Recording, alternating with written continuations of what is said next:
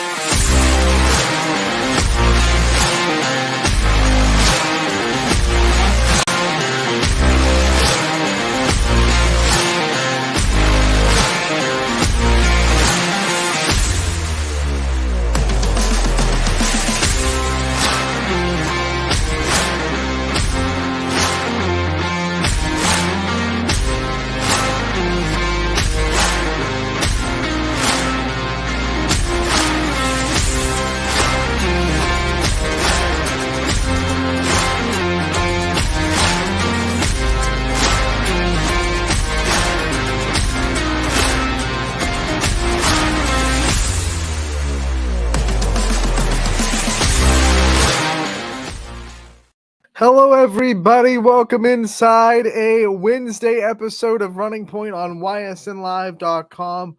Brought to you by the big logo on top of our heads, Greenwood Chevrolet in Austintown. They go the extra mile for you. We try to do the same here on this show every single day. Anthony Hartwig, Scotty Mincher is my sidecar on my right, like always on Wednesdays. Scotty, how we doing today, buddy? I'm good. I know there's a lot of happy people today, and some people they're not so happy. But that's why I wanted to make sure I had my One Nation, One Team hat on today, because regardless of who is or isn't the commander in chief, I love America as a whole, the country. So I just wanted to get that out there today on a day that, again, you're going to have a lot of people happy and some others not so much, but we should still be striving for the same thing and pull together as a country. You know, I was looking through like past polls and past presidential elections and how the voting kind of went. And back in 1936, which I know is a long time ago, we're talking almost 100 years ago now, which is wild that we're that close to it being a 100-year anniversary of like the 1930s. Because like I'm growing up in the 90s, it's like that's only 60 years ago. But okay, I sidestep, my ADD brain sidesteps that. But in 1936, it was FDR's second election. He won all but 2 states. So he got all but 8 electoral votes. Wouldn't that be wild today if we were so unified, so on the same page, that almost the whole country does all agree that one person, that's it? Yeah, that would be really That's wild. nuts, man. I mean, like, there's a reason that guy won 4 terms, right? And there's also a reason why after he was done, the Congress was like, maybe we should limit it to 2. Because that guy probably, if he would have lived through his 4th term, might have won 5 or 6 or whatever it may be, because he was just that dang popular. But it's just, I think you hit it on the nail. There are a lot of people on both sides, and we got to come together, especially today when there's so many people going their separate ways today when the results came in.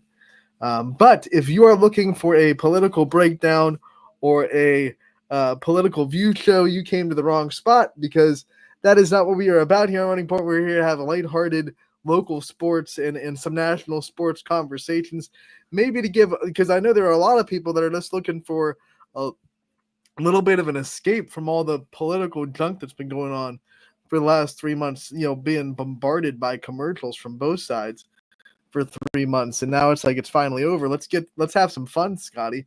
Let's have some lighthearted sports fun. For sure.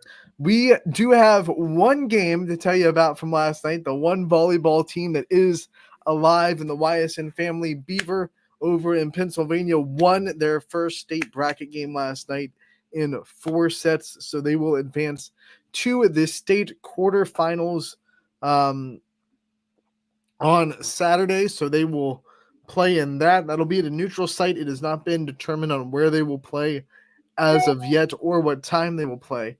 But congratulations to Beaver for winning their first tournament game in the state bracket and moving on to basically the Elite Eight over there in Pennsylvania. They won in 4 sets.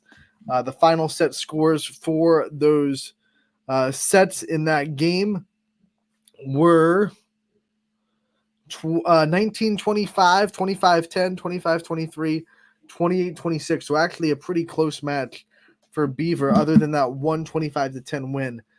So Beaver moving on, and that means they will play Saturday, which unfortunately for us, but very fortunately for them, means they will not be at the All-Star game. They were talking to me over the weekend. They said, we'll be there if we happen to not be playing anymore. I said, I hope you're playing and can't come.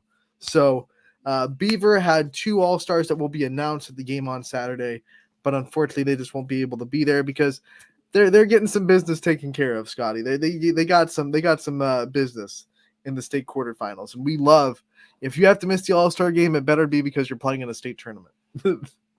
Yeah, I think that's a more than adequate excuse for missing the All Star game. All right, we have a comment on the Facebook from Miss Vickery that asks how the criteria of volleyball players get picked for the All Star game, and it's not a one answer kind of deal. I think every player is a little bit different. You know, we have some players that are rather obvious that, hey, you need to get on. We have a very good conversation that goes on between our executive staff and the announcers that follow volleyball on, hey, you cover this team a lot. Who do you think should be on? But then there are also teams that maybe don't report their stats. So we asked the coach, hey, who do you think should be on? So it's kind of a mixed bag on the how players get selected. But I would say the most part, if you have one answer for that, it is a conversation between our executive staff here at YSN and also the announcers that go follow volleyball. We pick one player from each team, and then if spots open up, some teams get 2 or 3 players. But that's kind of how we do it. That's how we've done it for a long time here on YSN, and that's how it's done. So to answer that, I hope that answers your question. I hope you got what you wanted out of that.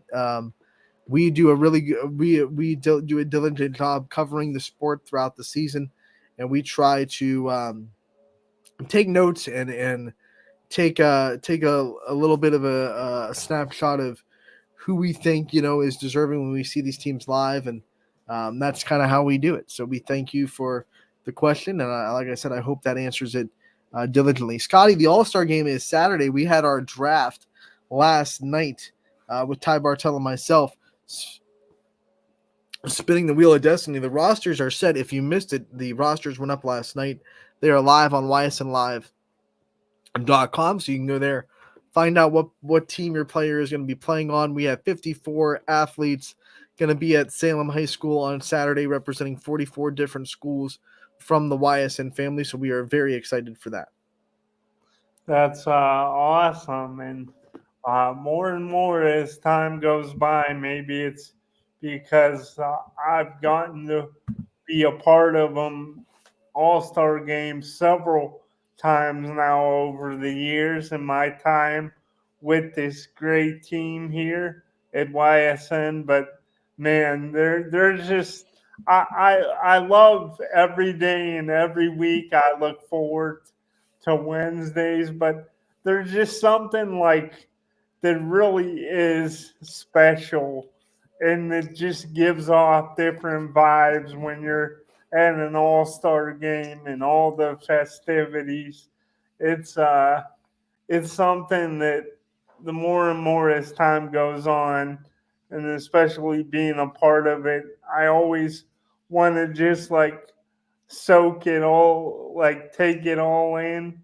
It's one of those things that uh, especially now, I think like moving forward that yeah, like these are special nights, and it's something I try not to take for granted.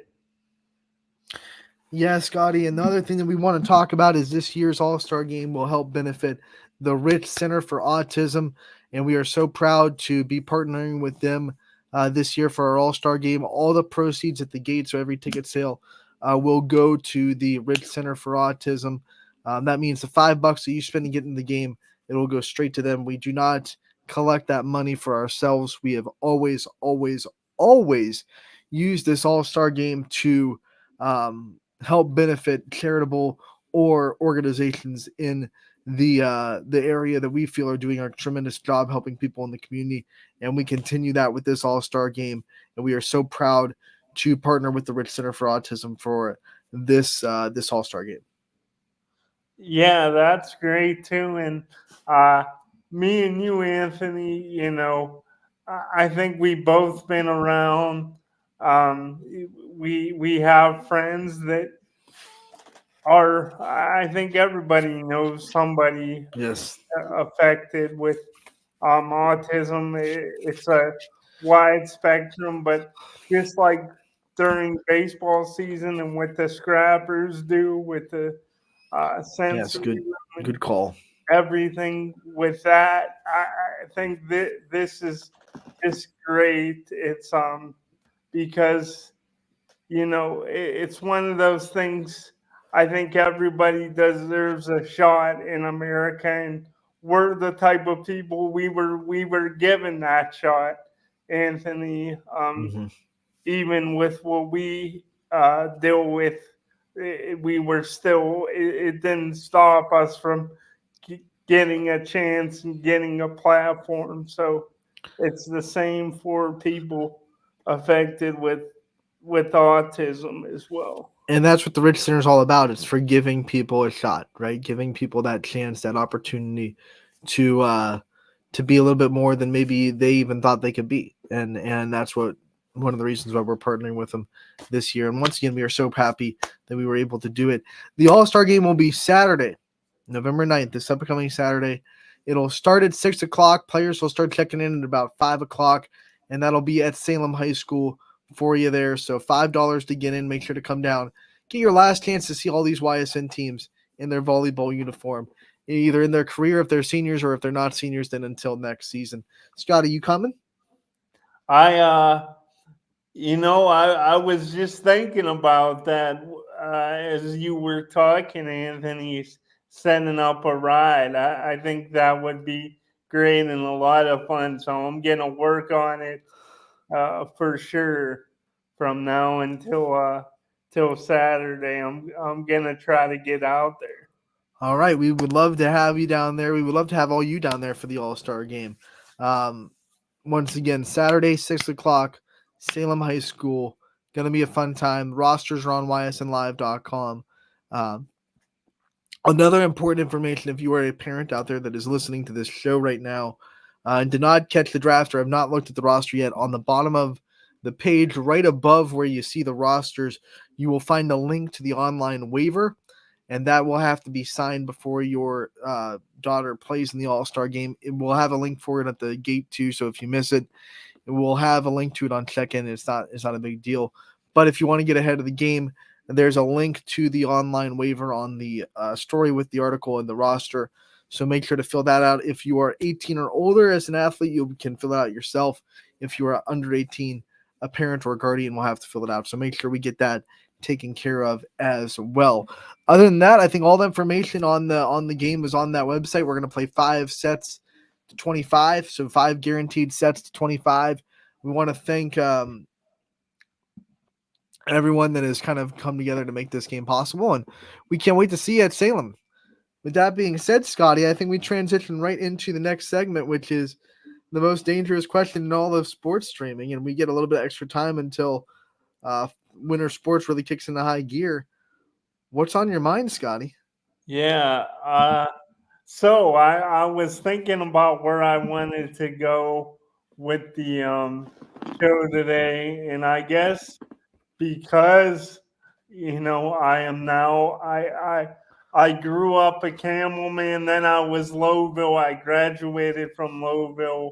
My early years, I remember when I was a kid, right when I first started getting into sports, I pulled for Camel, but now I live in Struthers. So it's I have experienced a little bit of all the communities and just the tight knit closeness of everybody. And I wanted to talk about there's 13 teams, I think 13 area teams left in the high school football playoffs, but it seems like the Struthers Wildcats are going to have the toughest, or arguably the toughest test of all in their matchup with Perry this week. So I wanted to get your thoughts on it. And do you think Perry has a legitimate shot, or how good of a chance do you think Struthers? I think I said Perry, but Struthers has a pulling what would be a really big upset. What are your early Yeah, thoughts? this is gonna be, like, let's just call it what it is. This is gonna be a tough test for Struthers. They know what they're going up against. I mean, Perry is the reigning state champion, and they still have their D1 quarterback Walt Moses under center. That will make everything hard. They have a great offensive line that dominates people, a run game that is very strong, and a defense that not only holds people down but really does a good job taking the ball away. Their turnover rate on defense is really high. So yeah, you're gonna have to play a clean game against Perry. You're gonna have to keep the turnovers to a minimum. You're gonna have to probably run the ball and try to keep the ball away from their offense, which is gonna be hard against that defense of the Pirates. But I think as much as that is important, Scotty, you have to be you can't be one dimensional. You cannot go in there and say, "Hey, we're just gonna run the ball and that's all we can do." It's not gonna work. Against good defenses, you just have to be unpredictable and as multidimensional as you possibly can be. So that's going to be the biggest challenge for Struthers. And for the first time, this is an all YSN matchup, right? Because Perry is now aboard as a member of a YSN school. So we're happy about that. We're happy that no matter how this result comes out, we'll have a YSN team going on. I think it's, let me count them up. It is one of, I think, two all YSN matchups, if I'm not mistaken. Yeah, just two. So this one, Struthers and Perry, and then Gerard and South Range are the two all YSN matchups that we have going on Friday. So we're very excited for that. Those two opportunities to have guaranteed a spot in the next round of the playoffs for those football teams. Would you consider this? Do you put this Struthers Perry matchup kind of like? Do you kind of see it as a David versus Goliath? I wouldn't. I mean, no Or disrespect to David over here, because David's a dude, right? But I don't think Struthers is quite that small. I mean, Struthers has had a really good season. They're a top 8 seed. They got to host, so I don't think it's a David versus Goliath. It's more like I don't know what's a little bit less of a mismatch, but still a favorite. I don't know, like Rocky versus Mr. T. I mean, or yeah, Rocky versus the Draco, Ivan Drago. Yeah, Ivan Drago. So I mean, it's not because David versus Goliath is almost like your 16 versus ones, where it's like you have one shot. David had one shot. He had to hit the rock perfectly on Goliath's head, or he was going to get slaughtered. So like I don't want to say it's that, because I think Struthers is a little bit better than saying that, like, like Avengers Endgame, there's 1 out of 14 million chances that Struthers is going to win. I don't think it's quite that astronomical, but I do think obviously Perry is the heavy favorites in this game because of what they've been able to do. So maybe like a Drago versus Rocky kind of deal. Maybe that kind of underdog matchup, or Texas Western versus Kentucky to bring on a real sport event that actually happened. I Someone that was a perceived underdog, but right, because we know that because of the climate of the culture back then, no one really thought that the way Texas Western's basketball team was set up had any chance against this powerhouse. But we all knew, like, hey, now we all know, like, hey, that was probably a much more talented team than anyone gave them credit for. So Maybe it's like one of those matchups too, where on paper it looks like it's a huge mismatch, but really, if you know, Struthers is a little bit more on par than you would give them credit for. Do you think in this matchup, and I want to get to several of the matchups, but since you brought up the two YSN school matchups, I definitely do want to hit those. But do you think for Struthers in this game, like, do you think they immediately, like right off the bat, they maybe send somebody to spy somebody like a Walter Moses, and I they think you got to spy him. so right out of the jump, you're putting Yeah, someone on them. if you give Walter Moses the chance to extend plays and make plays with his legs while he escapes the pocket, you're in a lot of trouble. Um, Now, see, the key for that is, and we see this in high level football sometimes, and I'm not saying that necessarily Struthers doesn't do this, but you have to creatively pick your chances to spy. Like you obviously can't spy every single play. I would say third downs absolutely, for sure, especially if it's 3rd and 5 plus. Because the most demoralizing thing I think a defense can do in a 3rd and 5 plus is give up a quarterback escape run for a first down. Because then you feel like we had everything covered. We just did not contain the quarterback, and that's just demoralizing for momentum. So definitely 3rd and longs. I wouldn't be surprised if like first down in Perry territory, you might want to spy just to make sure you keep away from that big play on a first down. Um, yeah, there are opportunities to do it.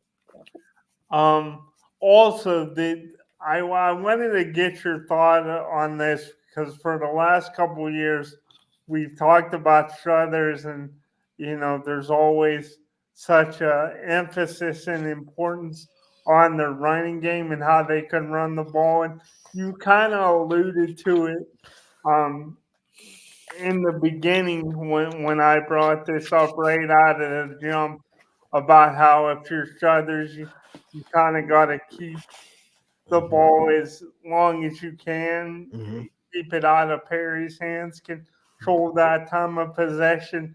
But don't you think, like, I just don't know.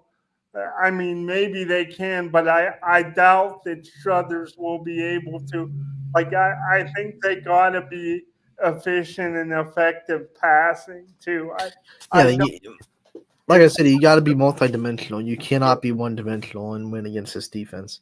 yeah, so. But I think the biggest key for Struthers, look, when we saw them in the regular season, the team they played that is probably, excuse me, the closest to Perry's caliber is South Range. And we watched that game, we really quickly realized that if Struthers plays clean football, they're in that game. They have their chances to win, but they didn't play clean football. They had a couple of big turnovers, a blocked punt for a touchdown, things like that just really did not conduce to a winning football game. So if they play clean and they stay away from those bad, terrible mistakes that are this momentum killers, they might have a chance to beat Perry. They might put themselves in opportunities where they can make game winning type plays. But if the same things happen against Perry that happened against South Range, it's going to be a huge mountain to climb. And also, do you think if Perry plays this game clean, like if Struthers doesn't, wreck some havoc and Mm. force a couple turnovers, this and that, if Perry they can probably get away with if they play it clean, they might not have to be at the absolute top of their game. Or what do you think about Yeah, that? I think Struthers has to force the mistakes. I think if we are sitting here next week and saying Perry played a mistake free football game, Perry wins. Like I don't think Struthers can go toe to toe with a Perry team that's playing, executing everything the way they want to execute it. I think Struthers defense has to do some stuff to make some mistakes happen. Not saying that necessarily has to be a turnover, but just mistakes, like missed opportunities. If that doesn't happen, then I think we're going to be talking about a Perry win on Monday. Um, there's a Speaking, lot of good matchups this week, Scotty. yeah, and speaking of mistakes and missed opportunities, once again, your South Range Raiders they've had a terrific season.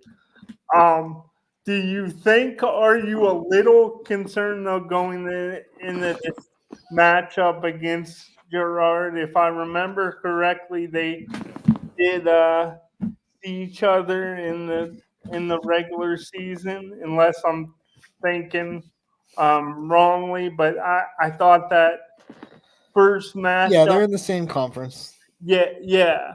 So that's I'm like, unless I'm totally like having a total Don't brain. don't second guess yourself, Scotty. You got it. I I yeah. Sometimes I second guess myself too much. But anyway, um, I thought it was like I thought there were times it looked like Gerard, was there. Like it could have got really scary potentially Mhm. for the Raiders at the end of the game. Like, so does it scare you that it's not that South Range hasn't been great, because they have, and at times they've been dominant, but they've also given up some big Yeah. plays this year. And you talk about big plays and mistakes. Do you think it's one of those things where, okay, they realized what they did in game one, and do you think they'll be even better and more focused in this game, or did Gerard maybe do some things that has you a little bit concerned about the Raiders in this matchup? Well, here are two things about this matchup that I kind of like to look at. One, anytime you play a conference opponent, not only have you played them once this year, but you've played them for the last 7 years.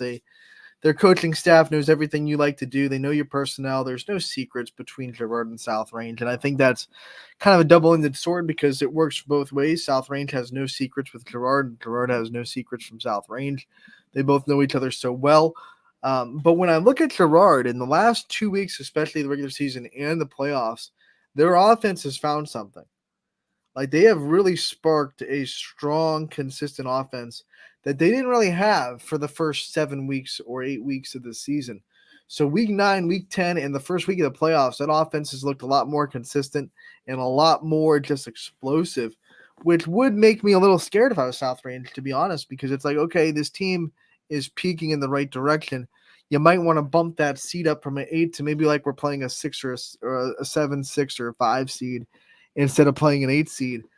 But I think this is still the same conversation we're having about Perry. If South Range plays clean football, executes their game plan, they should not have any issues winning this game.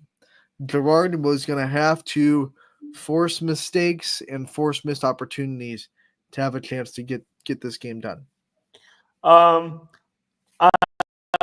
Another game I find interesting, Anthony, because of the traditions of the schools and the success, is the I wanted to and we'll talk about other matchups you like as well, but Right. uh, kind of the ones, well, it was fresh in my mind that I wanted to bring up was the West Branch Mm. versus Glenville This gonna match. be a this gonna be a tough football game, man.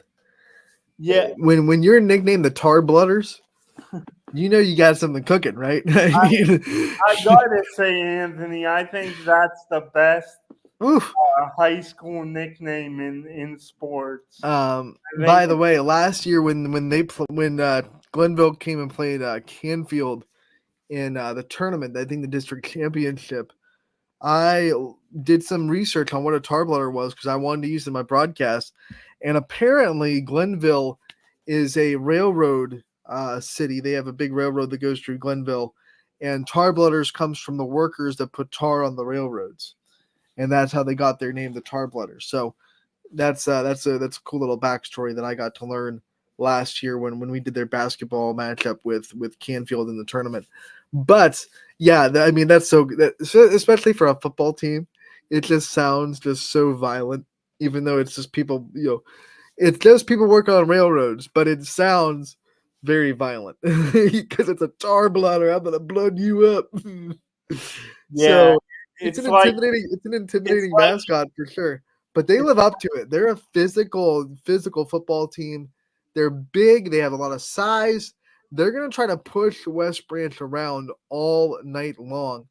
And one of the big keys that we have to watch because we don't know is Jeremiah Thomas good to go in this game? He had to leave the game against Hubbard. He didn't come back.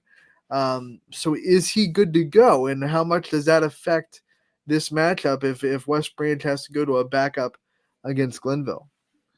uh, and also and I wanted to say real quick that like the name tar blooders in football, it's you said it was perfect, and it kind It's of has me perfect. thinking of when somebody has the name Tank in football. Like I always thought that was perfect. I think my Like camera froze. I'm not moving. yeah, I know it's eerie. I thought Halloween was over, Let me but try to fix that. Hold on. but I wanted to pick your brain on this, Anthony. Okay, now we're back. When it comes to the West Branch Glenville matchup, we know that West Branch they're a team. They like to spread you out. They Yes, like to run those four wide receiver sets. But on the other side, Steubenville from what I've seen and heard Glenville. in Glenville, I'm sorry, All good. Glenville very confident in playing the man to man Yeah, coverage. So they're gonna bump these guys. They're gonna take them off their release a little bit. They're gonna try to make the athleticism of West Branch slow down and take at the line of scrimmage, and that can really work, or it can really bite you in the butt if you don't get enough contact and don't bump the receivers enough. They can really beat you and get right into their route. So that's going to be one of the keys to watch too. How these skill position players who I think is West Branch's biggest advantage. I think they have much more talent in the skill position guys than Glenville does. I think interiorly, probably advantage to Glenville on the line and the linebackers and the this physicality that they have up there. But I think the skill position players and the athleticism of West Branch that has given so many teams so many problems. I think that's advantage West Branch. So it's going to be really interesting to see what Glenville does to try to slow those guys down on the perimeter. so so essentially you're saying in a nutshell that you think that West Branch can have success against the man to man in Yes, I think they can. I think if they find creative ways to get quick releases and to get clean releases off the line, have some stack formations, have some bunch formations where it's really hard to bump everybody. Some offenses will call them pick plays, defenses will call them defensive pass interference. But some of those kind of crossing routes where you can beat man to man coverage really easily by making the defense have to go over somebody or go under somebody, make that decision. Those are kind of ways that you can find ways to break man to man coverage. And then if you're able to get behind it, I mean that's big play central.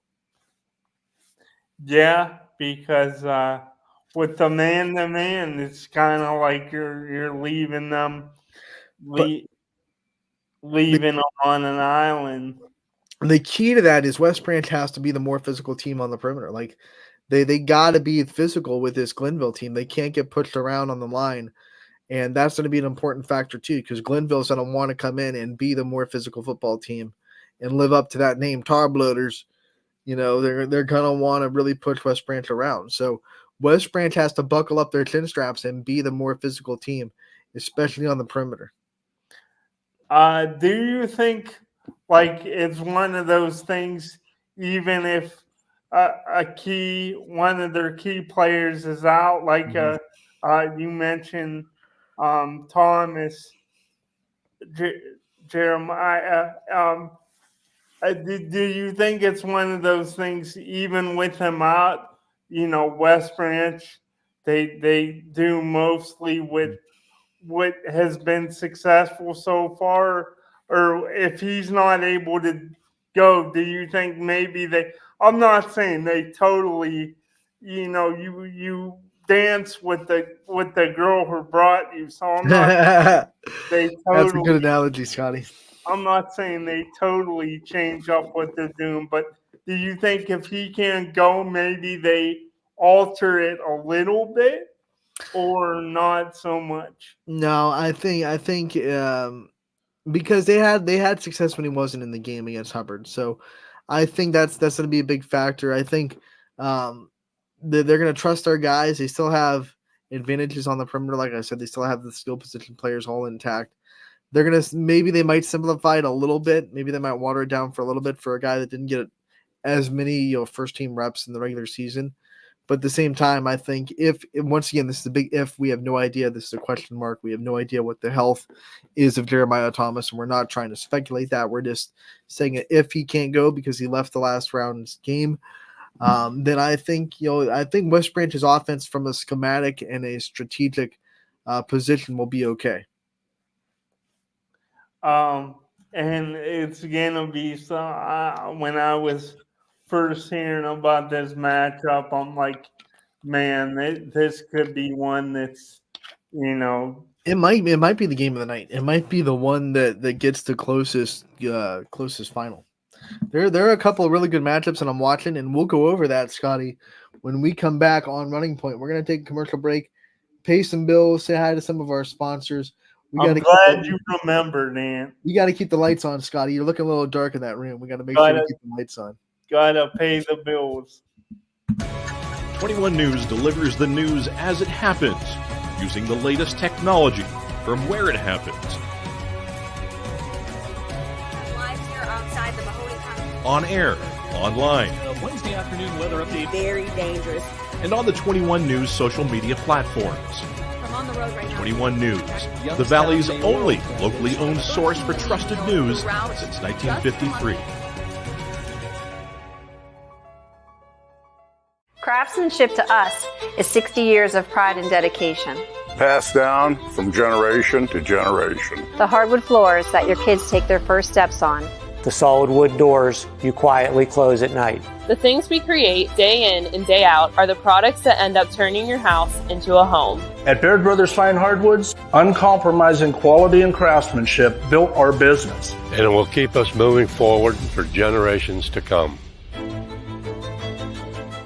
Going the extra mile at Greenwood Chevrolet means we want to take care of the community that takes care of us too. And we have to work together always. And that's how you stay in business for 40 years. You know, I love being a helper because when I help somebody, it makes me feel good.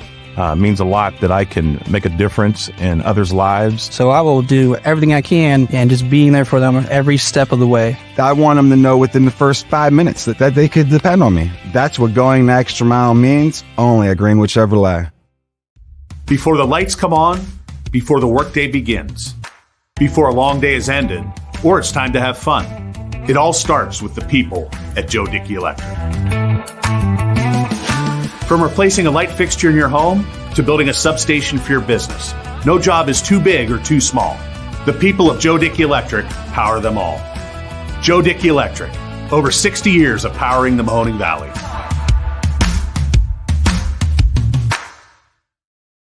Welcome back to Running Point on ysnlive.com, brought to you by the big logo on top of our heads, Greenwood Chevrolet in Austintown. They go the extra mile for you. Scotty Mincher on my right, Anthony Hartwig here, your host. And we are so proud to bring you this Wednesday episode, November 6th of Running Point, the first full week in November here on the show, halfway through it. Scotty, we're talking about playoff football. We talked about Glenville, West Branch. We talked about Perry Struthers. Wanted to give some matchups that I'm kind of really keeping an eye on. And one of the ones that I want to start off with first, which I think is a kind of under the radar game because the seeding's not exactly, evened up, but I think it could actually be one that gets pretty competitive. Toronto at Springfield. I want to keep an eye on this one because Toronto, I think, is a better team than 7. They had a couple of tough losses, and the computer points don't really gauge how you played in losses. And also, I'm looking at how Springfield played last week against Black River, and they had at the end of the day, they had a pretty marginable win, but a very slow start, 6-0 at halftime. So they really got some time to get it going. Toronto is a team that can score quick. And if you get off to a slow start, they can really make you pay for that. So I think Springfield really needs to play a consistent 4 quarters of football this week. They cannot, find themselves struggling to get started in the first half, because Toronto, unlike Black River, who is more of a slow, methodical offense, Toronto is the kind of team that can take a big lead if you get off to a slow start. Let me ask you this, because you and DJ as well, you've both been on, you've brought up Springfield for several weeks now, and how I think it was a couple weeks ago on the show, and when I asked you about our local teams and who do you think can make a surprise run, and I think you mentioned Springfield about 2 or 3 weeks ago. And I gotta say, and maybe, it's one of those games because it's South Range, and sometimes I just take their success for granted. But after that first game of the year, when South Range won pretty handedly over Springfield, I wasn't saying it was over for Springfield, but was wondering if they were going to be able to fix it and right the ship and what they would be. So what has impressed you the most, Anthony, about the Springfield Tigers bouncing back from their slow start? And since then, it just seems like they've put it into another gear. Do you think it goes back to the culture thing and just the expectations at Springfield and in the winning, or do you think it's something even more than that? No, I think it's absolutely nail on the head. It's the culture, it's the coaching staff, it's the winning mentality Springfield has. Look, you look at that first round playoff game. Like I said, a slow start for Springfield. It was 6-0 at halftime. They came out, they scored the first possession of the second half, meaning 12-0. But then Black River, for their credit, came right back. They scored on their next drive, made it 12-6. That game was close for a big chunk of that game. And I think a team with less playoff experience or less winning culture could have lost that game, because the longer you go in a playoff game with a close game that, seed-wise shouldn't be close. That was 2 versus 15, Scotty. That should not have been a close game at all, and it ended up not being a close game.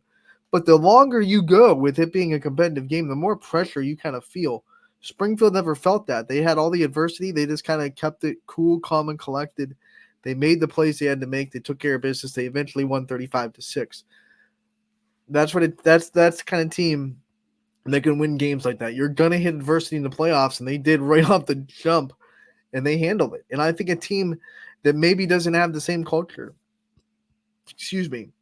or the same winning mentality, maybe either loses that game where they're 6-0 at halftime and 12-6, or it gets a lot dicier down the stretch of the fourth quarter for sure. But Springfield kept their cool. They were confident. They said, hey, we've been here before. We've won plenty of playoff games. We know how to do this. Deep breath. And they went and they took care of business. They scored the last, 23 points of the game. They went on a 23-0 run in the last quarter and change of the football game to win 35-6. So Springfield just knows how to keep themselves calm, cool, and collected in big situations. Yeah, they really, and I think what was I already knew they were a really good team, and then when they just kind of had their way with Lowville and just they did. Dominated in that one, and it was a game I expected Springfield to win. I thought they would come out on top, but I did not think it would be that emphatic. Yeah, Like they Louisville went, was hit by the turnover bug in that game. yeah, and it's one of those things because of the culture, Anthony, that you mentioned, and I was talking about that. You make Springfield, they just embody. They seem like one of those teams to me. Like if you make your mistakes, they're always gonna capitalize on it. Like they might not be at their best from the jump and week in and week out, but if you make your mistakes and you don't play a clean game, it's like they're not gonna lose it. It kind of reminds me on a national level, as much as it pains me to say it, they kind of remind me of like the Steelers in the NFL. Like you always like they're not gonna beat themselves most likely. And that's why they've always had at least a 500 season through Mike Tomlin's whole coaching career. And one of his most famous quotes is "Standard is standard." Right? They have a standard in Pittsburgh. They have stepped consistently into that standard, and I like that analogy because I think Springfield's the same way. I think Coach Guerrero has a standard that he wants his players to meet. He never bends on that standard. He has a culture that he wants his program to have. Never bends on that, and that unwillingness to compromise leads to a winning culture because the players that are there that are on the field completely buy into it because you cannot play in that program and succeed in that program if you do not adhere to the way that Coach Guerrero wants to run it. If you push back on that, you're not going to find any kind of success or time on the field. So I think because he's unwavering and doesn't compromise kind of the way he wants that program to run, it leads to a very, very strong culture with the players that are on the field. And I think that's another reason why I would never vote against them in the playoffs. Not that I don't pick. I'm not on the pick show for the Power Hour on Fridays, but if I was, I would probably not pick against Springfield for a long time. Well, let me ask you this though. You mentioned Toronto and their Toronto will be tougher than 2-7. Might let you know. Well, and like I said, sorry, you can go. I was just gonna ask you. I'm sorry. I just wanted to ask you. You mentioned how they have that quick strike ability and could they start fast? What do you think is more concerning for Springfield? Is it Toronto's in the passing game or defending, stopping the run? They've had big plays in both facets of the game. I think it's just keeping them away from the big plays. You make Toronto drive the ball down the field because the more snaps they have, the more chances they have to make mistakes and the more chances that you have to either take the ball away or stop them. You got to stay away from those big plays that can really turn the tide of an offense, especially like I said, if Springfield comes out the way they did in week 11 where they had a slow start, they cannot do that. They have to come out and set the tone early. I would actually, this is one of the few times I would want the ball first as an offense. If Springfield wins the toss, I'd be like, you know what? We got to set the tone as an offense. We have a lot of confidence in our offensive ability. Take the ball, go down there and score 7-0. Don't give Toronto any kind of like momentum to start the game because they are a team that feeds off energy and momentum. So this is one of those games. It doesn't happen very often. I am normally a defer if you win the toss kind of guy, especially if you're the favorite, which Springfield is the undeniable favorite in this game. But in this situation, when I kind of want to set this tone after a slow start in the last week, I might think about taking the ball first in this matchup. For what it's worth, if Coach Guerrero is out there listening, for what my lonely opinion is worth, sitting in my room, I would like to take the ball first if you win the toss, personally. So this is one of the rare. You usually. He's probably sitting there like, you idiot. Oh man! I think there's always exceptions to there's absolutely where you want to you want the ball. If you're the underdog, you take it, man. You want that momentum quickly. Scotty, a couple other games I want to talk about too, because we're we're getting towards the midnight hours of the show. You look down the line in the same division. Dalton versus Pymatuning Valley is a 3 versus 6 matchup.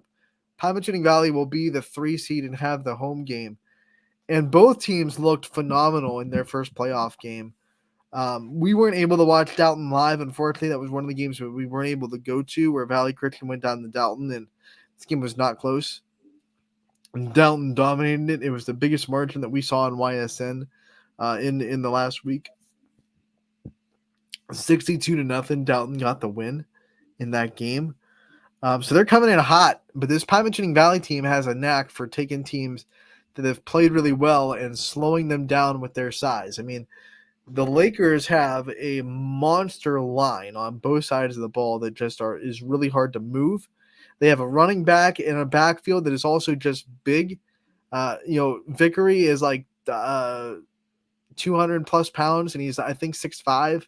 Like, they build them different in Pymatuning Valley. I've joked before. I don't know what's on the trees or what's in the water in Pymatuning Valley, but it just makes really big dudes. And this Lakers team has size for days. This is going to be a big test for them. I mean, Middle Ridge comes in. Middle Ridge, we saw this year, really be competitive against good teams. And they kind of took care of Middle Ridge, let's move on, as the 3 versus 14. So now 3 versus 6. Dalton coming in off of a big, easy 62-0 victory, kind of feeling themselves a little bit. Are they going to run into a brick wall, or is Dalton ready for it? I don't know. I don't know how to gauge this Dalton team. Wasn't able to watch the film on them at all. But I think it's going to be an interesting game. I really do. I think that's going to be a fun matchup, 6 versus 3. I also like Warren JFK going on the road against Monroeville, 5 versus 4. Warren JFK, like Springfield last week, slow start. They were down 13-8 at halftime against East Palestine. But boy, did they turn it on in the second half and winning that game 40-13. They're another one of those schools that I just think, like, come late in the regular season and come playoff time, you just don't want to play JFK. Like, yeah, they're just you just don't want to play JFK. So they're going on the road, though. Monroeville will be a tough task. We'll see what the schedules kind of compare. Warren JFK obviously able to play a very tough schedule. We'll see how much that helps them in that game. Lowville, who got the upset, and they're the 11 seed. They have a tough road game against Malvern. We're going to have them have to have a big game for that. Wyndham, who looked offensively very good, going to 2 seed Hillsdale. Don't know too much about the 2 seed Hillsdale, but Wyndham offensively can probably hang with just about anybody. If their defense is up for the task, that'll be the big question. So those are some games I'm looking forward to. Martins Ferry, to be tip of the hat. We weren't rooting for you, but they looked really impressive against Crestview. They'll be coming into town to play Poland. So there are some really interesting playoff matchups, I think, in week 12. And I got to give you your kudos, your praise, and you kind of called without blatantly saying it. You kind of called the Lowville victory, or that they could, because you said last week that they just didn't play their game that first matchup against McDonald, and when they play their game, it's a different story. So yeah, I think that was a formula, Scotty, of Lowville. As soon as that seeding came out, they circled that McDonald name 15 times, and they win that game with something to prove. Like, that was not the story of our football team at all. We got smacked in that regular season game. We're gonna admit it, but at the same time, we're gonna go out there and prove that wasn't us. And they were so motivated, and they got the job done. And they kind of got it done emphatically. This was not it wasn't a blowout, but it wasn't close either. And you mentioned in the Pymatuning Valley in their matchup. Do you kind of see that one, because both offenses have they put up some point? Like, I'm thinking on the surface it'll be a pretty high scoring game. Do you disagree? I'm sorry, I missed what game you were asking about. Pymaturning Valley? Yeah. I would expect that to be lower only because of the style of football that Pymaturning Valley likes to play. 35 would be like the ceiling, maybe. Okay. I would be shocked if this game got into the 40s. 35 would be kind of high. I would, if I had to kind of put like a most probable scoring into it, I'd probably put in the 20s, high 20s, mid 20s. Because it's just they're both slow, methodical kind of teams. Well, actually, I don't know about that about Dalton, but Pymaturning Valley is absolutely slow, methodical. We're gonna kind of bore you to death with the way they run the ball and the dominate. They're really the definition of 3 yards in a cloud of dust because they'll go 3 yards, 3 yards, 4 yards, always fall forward, always stay ahead of the chains, and all of a sudden you miss a gap, whoop, and they break one, and they kind of lull you to sleep a little bit like those old style option offenses used to do all the time in college football. So yeah, I think that one will be high scoring ish, but like I'm not saying it's going to be like 10-3, but still at the same time, not the highest scoring game that you're going to see on the night. I also want to give a shout out, Scotty. East Liverpool has a home game as a 12 seed. That is something that I don't think anyone really expected would happen, but East Liverpool pulled off the upset, and at the same time, their opponent West Holmes also pulled off the upset. So 12 versus 13 in East Liverpool, a home game for the Potters in the playoffs. Nice. Get some home cooking. Good for them. Potter Country is going to be so excited, and that stadium is going to be absolutely electric. You got to feel that because anytime you kind of have a surprise, like, hey, guess what? We have a home game. They show up. They're like, let's not take this for granted. So that's going to be a fun time in East Liverpool. I want to give them a shout out for getting a home game. I know they're all excited about that. And then, Scotty, one of the things that you have to talk about before we leave, Villa Anna St. Joe's versus Ursuline. I know this is 8 versus 1, but remember, the Irish went to Villa Anna St. Joe's in the season, won by 3 points. You read my mind. Also, man, I think Villanova or Villa Anna. You're saving me today. You're all good, man. You're good. My camera froze, so it's not like I'm perfect. I think they have a guy. It's another Bo Jackson. He'll be out in this game. I don't think he's gonna play, but he was up for like Mr. Ohio. Mr. Football. Yeah. But he's gonna be out in this, and I'm glad you brought that up because the first matchup, the Irish came out on top. So they already beat them. That was a close one, though. And then, of course, it would not be playoffs without a Fitch-Harding matchup that seems to happen every year. Harding will be at Fitch. Uniontown Lake goes to Hoban as well. Some other games that we did not talk about but are happening. Garrettsville Garfield, the 4 seed. They'll host Garaway, the 5. You have Cuyahoga Heights going to Western Reserve. That's 1 versus 9. And then in PA, you got Mohawk, the 7, going to South Park, and 4 Beaver hosting 5 Avonworth. So those matchups will be happening as well over in PA. Going to be a fun Friday night here on the network. We will always remind you that one payment of $9.99 gets you access to all of the games that are going to be happening. So one payment, $9.99, gets you access to the whole playlist. So make sure you check that out as well. Yeah, Friday Night Lights, baby. Thank Scotty, you. I saw you hopping on the scoreboard helping us out on Friday. Let's go. Yeah, let's take an initiative, buddy. Not in the studio anymore. No more audible call, but you still hopped on the scoreboard. Said, I'm going to rock it. Gotta do my part. I love it, Scotty. I love it. We'll see you back on the scoreboard on Friday night. Yeah. Let's do it. Scotty, thanks for coming on every week like you do. Scotty will be back. I'm pointing the wrong way. Scotty will be back next Wednesday from 1 to 2. Running Point will be back tomorrow from 1 to 2. We'll have more basketball previews, to get through and get to you guys. So make sure to tune in tomorrow, 1 to 2. Have a great night, everybody. Thank you so much for tuning in. We will see you all tomorrow. Running Point